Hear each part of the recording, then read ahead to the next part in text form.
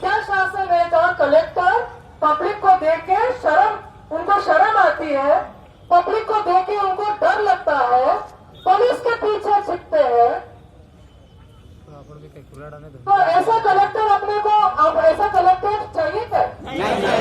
वो कलेक्टर भी बंद कर देता तो वहां रह जाएगी, ताला लगा देंगे। पब्लिक को देखे मतलब ना जाए तो पब्लिक में कई काम कर से, तो ये कलेक्टर भी बंद हो जाए तो वहां रुचेगी।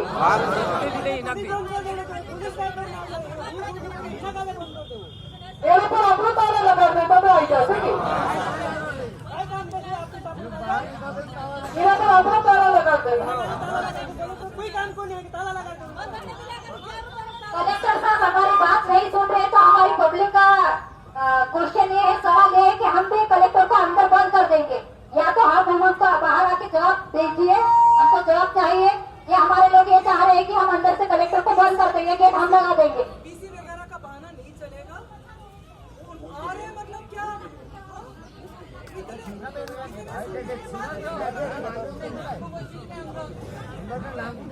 उन्होंने बोला है कि आप बाहर हो जाए और पेड़ के आगे कलेक्टर जी आ रहे हैं तो आप बाहर हो गए, पेड़ गए तो आना चाहिए ना बाहर।